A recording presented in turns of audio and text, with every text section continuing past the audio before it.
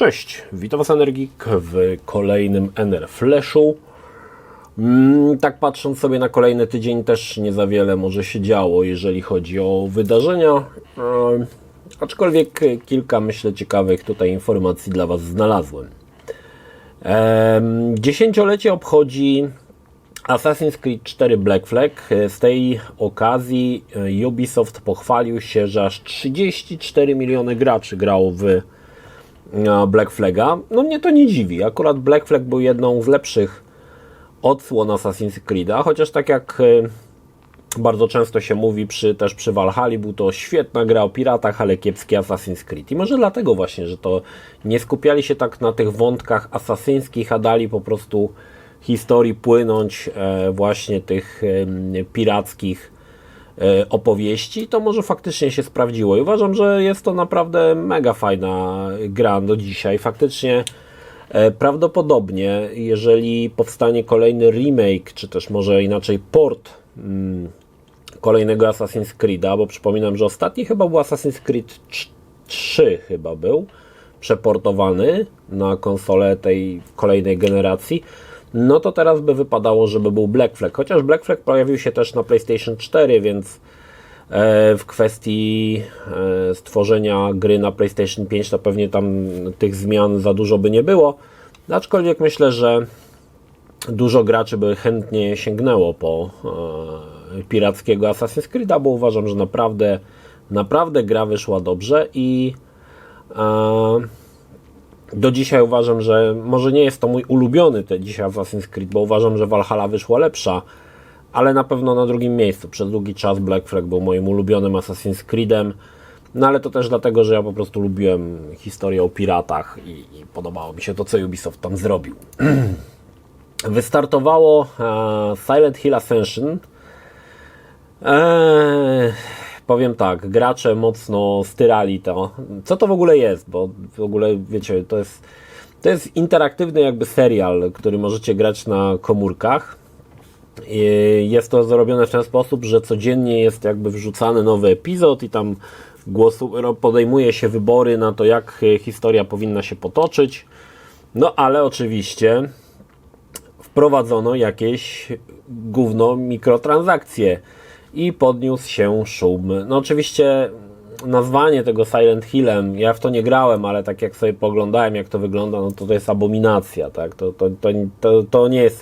Konami kilka razy miało takie liche pomysły, typu zrobienie Snake Eatera na pachinko, i Silent Hill Ascension to jest właśnie taki Metal Gear Solid pachinko, nie? Czyli zrobienie z gry upodlenie znanej serii, znanej marki, zrobienie z niej po prostu, no w planach oczywiście, maszynki do zarabiania pieniędzy na mikrotransakcjach. No niestety gracze się nie dali za bardzo na to nabrać i podobno zmiażdżyli, nie wiem, nie widziałem, bo dopiero dzisiaj sobie może to zainstaluję, nie miałem czasu, ale podobno zmiażdżyli w komentarzach Silent Hill Ascension, że to jest jakieś straszne gówno i nikt w to nie będzie grał i podobno wyszło to słabo. Znaczy powiem tak, no z trailerów na pewno fajnie wyglądają te filmiki, no to muszę przyznać, że te filmiki wyglądają spoko. Najlepiej by było po prostu zebrać to wszystko i wydać w formie bez mikropłatności taki serial, jak na przykład Bandersnatch na Netflixie, że wybierasz sobie, co chcesz zrobić, to by miało sens.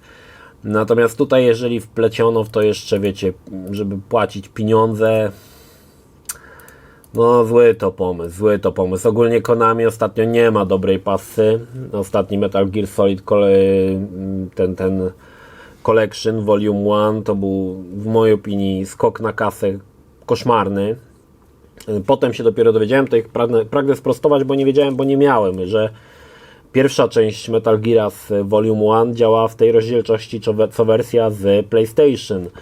Dlaczego jest to w ogóle słabe? Bo przecież Metal Gear Solid 1 wyszedł na PC-ta, gdzie działał w wyższej rozdzielczości i pewnie można by było go zmodować, żeby działał nawet w 4K. Ale Konami zdecydowało, że nie zrobią tego. Wrzucą tą wersję z PlayStation ze skaczącymi teksturami, bo PlayStation nie miał obsługi liczb zmiennoprzecinkowych i będzie super. Także sami widzicie, jakie to jest w ogóle podejście, bo mogli to zrobić, tak jak mówię, mogli to zrobić. Nawet można było użyć wersji i dwójki, i trójki Metal Gear Solida z PC-ów, które również na PC się pojawiły i również można pewnie je odpalić w 4K z delikatną modyfikacją, ale nie. Zrobiono tak, żeby wydać po najmniejszej linii oporu po prostu. Puścić i już. No. Także Silent Hill jest kolejnym tutaj pomysłem, który no nie poszedł za dobrze. No. Tyle mogę powiedzieć. Miejmy nadzieję, że ten Metal Gear Solid Delta jakoś wyciągnie, bo źle się dzieje tam w tej chwili. Bardzo źle się dzieje. Myślę, że to jeżeli Delta zostanie spieprzona, to są już ich ostatnie podrygi, przedśmiertne podrygi Michelangelo, jak to mówił mój kolega. Natomiast bardziej dobrych wiadomości, Remedy szykuje remake Maxa Payne'a 1 i 2. Akurat obydwie gry przydałby się faktycznie remake. Ostatnio sobie nawet odpaliłem po zagraniu w Alana Wake'a 2, na chwilkę sobie odpaliłem Maxa Payne'a 3. Akurat Max Payne 3 jest spoko, nadal się w to dobrze gra, nadal on dobrze wygląda, natomiast faktycznie 1 i 2 Maxa przydałyby się im remake'i, zwłaszcza, szczególnie części pierwszej, bo 2 to jeszcze jako tako wygląda, ale 1 już faktycznie mocno się zestarzała, jest taka pustawa trochę i fajnie by było, jakby to wyszło. Nie wiem, czy dzisiaj przeniesienie takiej gry 1:1 miałoby to sens. Myślę, że Remedy musiałoby tam troszkę pracy włożyć więcej niż zwykłe po prostu podbicie grafiki i zostawienie wszystkich tych mechanik, bo tam jednak trochę rzeczy by się przydało dodać więcej, tak? Może nawet troszkę tą historię rozbudować.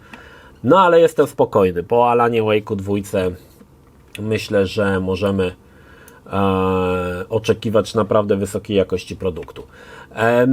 Alan Wake 2 a propos dostał duży patch, 200 poprawek. Ja wspominałem w recenzji, właśnie to jest ten problem robienia recenzji przedpremierowo, że wiele błędów, których ja doświadczam, wy nie doświadczycie, bo wyjdą patche, nawet day one patche i potem jest, u mnie działa. No działa, bo ja gram w wersję przedpremierową, ale to też jest tak, że można tych błędów, o nich nie opowiadać, no ale wtedy na przykład te błędy się zdają, będzie, no dlaczego o tych błędach nie powiedziałeś, więc tak źle i tak niedobrze, więc to jest zawsze ten problem, który mam, bo zawsze gdzieś z tyłu głowy mam to przeświadczenie, że pewnie te błędy usuną.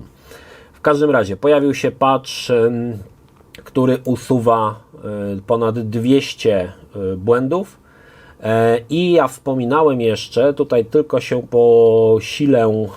posilę się informacjami, czekajcie, bo teraz się zgubiłem, od Janka z Nvidii. Wspominałem, że jest wyciek pamięci w Alanie Wake'u, przez co im dłużej się gra, tym gra działa coraz gorzej. I Janek podesłał mi informację, że Nvidia wypuściła taki hotfix do sterowników do GeForce'a i faktycznie jest, że ona naprawia tą degradację płynności rozgrywki z biegiem czasu właśnie w Alanie Wake'u. Także dobrze widziałem, że tam jest jakiś, może to nie był wyciek pamięci, bo skoro to była wina sterowników, to pewnie wyciek pamięci nie, no ale objawiało się to jak wyciek pamięci, także nie miałem powodu, żeby myśleć, że jest inaczej. Także ten błąd też już poprawiono. Więc jak coś jeszcze nie mieliście okazji, zachęcam gorąco, bo naprawdę Alan Wake mega dobra gierka. Kolejna ciekawa informacja związana z God of War Ragnarok. Mamy przecieki, że do God of War Ragnarok wyjdzie samodzielny dodatek, czyli coś takiego jak, wydaje mi się, Spider-Man Miles Morales, czyli mniejsza przygoda na mniej godzin, ale nadal jakby działająca jako standalone, to znaczy nie będziemy musieli mieć podstawki, tylko będzie ona działała osobno, no i oczywiście będzie to dodatek. Bardzo fajny pomysł, jak dla mnie. Myślę, że akurat God of War idealnie nadaje się do stworzenia kolejnej nowej przygody w świecie legend nordyckich i myślę, że tutaj fajnie by to się sprawdziło.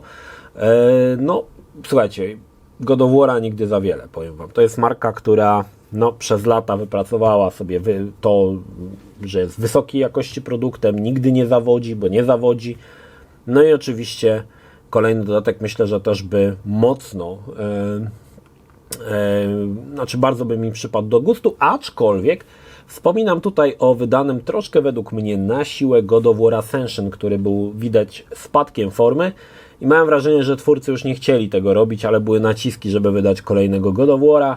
No i Ascension to takie trochę popłuczyny po fenomenalnej trylogii, tak, Kratosa. Natomiast no, zobaczymy. Ja ogólnie, jeżeli planują wydać dodatek, jestem nim jak najbardziej zainteresowany. God of War, bardzo, bardzo dobra marka, którą bardzo lubię. No i dalej, kolejna informacja, która gruchnęła na Twitterze na temat Call of Duty Modern Warfare 3. Musimy jednak sobie powiedzieć tutaj jedną bardzo ważną rzecz, że Modern Warfare w singla gra naprawdę niewiele osób, głównie gracze grają w multiplayer. Więc stwierdzenie, że nie kupuję gry, bo jest krótki singiel, dla wielu osób po prostu to nic nie znaczy, bo wiele osób nawet nie odpala singla i trzeba sobie to jasno powiedzieć. Natomiast polskie portale podchwyciły to, że jak to za 300 zł tylko 3 godziny rozgrywki. Co jest totalnym debilizmem, bo zakładam, tak jak pisałem na Twitterze, że kiedy wychodził Black Ops 4, który nie miał w ogóle singla, to też napisali 250 zł za 0 godzin rozgrywki. No po prostu masakra, nie? Przestańcie pisać te bzdury. Mógł się Call of Duty Single nie podobać, ale tam jest, to jest gra jakby na multiplayer, tak? Czy do każdej gry multiplayerowej, nie wiem, która wymaga, nie ma singla, nie wiem, World of Warcraft, trzeba płacić $30 miesięcznie za 0 godzin rozgrywki. No ludzie, ogarnijcie się trochę. Ale nie ma co tutaj, muszę powiedzieć jednak, że singiel w Call of Duty jest, potwierdzam, jest krótki i misje są, tak jak mówiłem na chyba, nie wiem gdzie, gdzieś mówiłem, nie pamiętam tylko gdzie. Nie jest to kampania, która robi takie wrażenie jak Modern Warfare 2 i Modern Warfare 3, bo trójka, tutaj w tym wypadku Modern Warfare 3 to jest takie troszkę połączenie Call of Duty Modern Warfare 2 i trójki tej klasycznej. I brakuje tego dramatyzmu z części trzeciej i brakuje tych kontrowersji z części drugiej. Próbowano to zrobić, ale wyszło to trochę nijako i w zasadzie wydarzenia, które wzbudzały największe emocje w drugiej i trzeciej części klasycznego Modern Warfare, tutaj u mnie powodowały jedynie wzruszenie ramion. Nie znaczy, że gra nie ma dobrych momentów, bo ma, ale zdecydowanie tych epickich momentów, kiedy gra jest napędzana skryptami, jest zdecydowanie mniej. Bardzo kontrowersyjnym w mojej opinii pomysłem było dodanie misji otwartych, które niestety nie są najlepsze, a miały chyba za zadanie jedynie to, żeby wydłużyć czas rozgrywki, co tak naprawdę mi chyba 4,5 godziny zajęło tak naprawdę, jeżeli odjąłbym szukanie i chodzenie i zwiedzanie, to jakieś 4,5 godziny. Te misje z półotwartą mapą miały troszkę jakby wydłużyć, więc pomyślcie, ile by trwało, kiedy te misje by były po prostu liniowe, nie? Natomiast mam kilka tutaj uwag. Call of Duty zawsze był grą liniową. I nie ma się tutaj, oczywiście singiel, i nie ma się tutaj co do tego jakby pieklić, bo od lat, od nie wiem ilu, 30, 20 części, nie wiem ile ich tam wyszło, zawsze to była gra liniowa, której głównym celem było zaskakiwanie gracza kolejnymi epickimi wydarzeniami. I to się sprawdzało. Przy okazji trzeciej części zrezygnowano z liniowości. Są nadal misje liniowe, ale już nie tak liniowe jak kiedyś. Pamiętacie świetnie na przykład, to chyba było w jedynce Modern Warfare, gdzie wchodziło się do domu z tymi noktowizorami i się tam można było dziecko zabić na przykład. To jest właśnie przykład liniowej misji, która była świetnie zaprojektowana i jasne, za drugim razem już nie robiła takiego wrażenia, za trzecim irytowała, ale za pierwszym razem to siedziałeś na po prostu brzegu fotela i grałeś, bo było to tak zajebiste. No tutaj niestety w Modern Warfare 3 mogę powiedzieć, że w singlu nie było żadnej misji, która spowodowała, że siedziałem na brzegu fotela. Znaczy uważam, że nie jest to zła kampania, nie jest to zła, bo były gorsze. Na przykład w Black Ops Trójce, który w mojej opinii nadal ma jedną z najgorszych kampanii ever. Nie jest to najgorsza kampania, aczkolwiek nie jest ona wybitna. Nie jest wybitna. Faktycznie poprzednie Modern Warfare, w mojej opinii, jeżeli chodzi o historię, były lepsze. Recenzja Modern Warfare się pojawi, ja mam ukończonego tego singla, ale chciałem recenzję już zrobić, jak pogram troszkę w multiplayer. I wiecie, że nie jestem wielkim fanem grania w multiplayer Call of Duty, ale ta recenzja po prostu, jakbym miał tylko ocenić singla, to ona by była krótka, na kilka minut, a chciałbym już też zrobić tą recenzję wraz z multiplayerem, żeby ona była po prostu pełniejsza, tak? Także dopiero wtedy pojawi się 10 listopada, kiedy już będę miał dostęp, bo na razie nie mam dostępu do trybów multi. Jeżeli będę miał dostęp, to dopiero wtedy zrobię pełną recenzję. No i z dobrych jeszcze wiadomości, można już preorderować Silent Hill 2 tworzone przez nasze polskie Bloober Team. Niektórzy mówią, że w marcu zostanie wydane, 2024, ale już preorder można składać. Dobra, co nowego u mnie? W zasadzie to nic nowego u mnie, aczkolwiek już kończę. W tym tygodniu recenzja się pojawi Doomguy'a, książka autorstwa Johna Romero, wydana przez wydawnictwo Open Beta, które niestrudzenie wydaje giereczkowe książki na nasz rynek. I mogę Wam powiedzieć jedno. Po przeczytaniu 5/6 książki, tak myślę bym to określił, stwierdzam, że jest to jedna z najlepszych publikacji, jeżeli chodzi o gry wideo, która pojawiła się na polskim rynku. Naprawdę John Romero troszkę siebie odczarował, to raz, ale też nie unika kontrowersyjnych tematów, ale o tym dowiecie się z recenzji. Co w tym tygodniu? W tym tygodniu, słuchajcie, już w środę szykuje się Yakuza Man Who Erased His Name. Problem jest taki, że nie wiem, czy otrzymam... Znaczy już wiem, że nie otrzymam gry przed premierą, bo chyba nie będzie kodów przedpremierowych. Więc jeżeli nie będzie kodów przedpremierowych, to ja zacznę grać po prostu w Yakuzę w środę. Oczywiście recenzja się pojawi, bo jakby to mogło być inaczej. I potem przez w zasadzie cały tydzień nic się nie będzie działo, aczkolwiek w piątek, sobota, niedziela chciałbym postreamować w któryś dzień, zwłaszcza, że żona wyjeżdża z koleżankami na weekend, także będę miał piątek, sobota, niedziela wolne, więc coś tam sobie pewnie porobimy. Na pewno będę też mocno cisnął tą Yakuzę, żeby zrobić dla Was recenzję jak najszybciej. I w zasadzie, słuchajcie, jeżeli tak patrzę na listopad i grudzień, jeszcze tylko z tych rzeczy, które mnie interesują, 16 będzie flashback i potem już będzie spokój. Nic się ciekawego nie pojawi aż do końca roku. Wreszcie będę mógł się zająć swoimi innymi projektami, które leżą i niestety kwiczą, bo nie mam kiedy do nich zasiąść.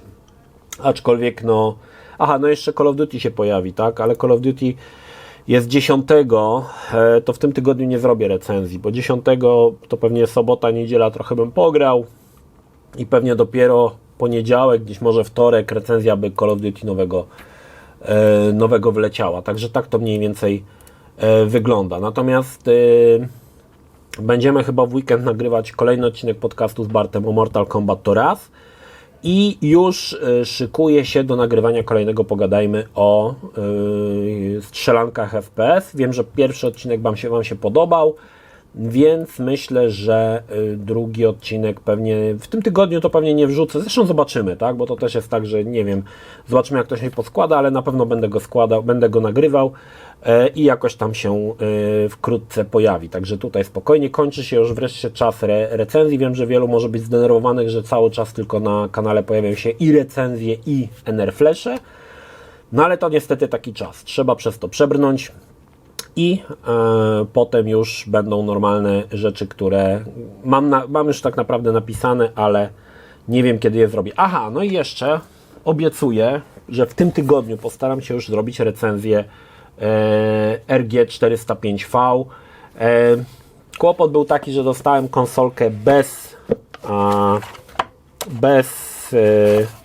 karty pamięci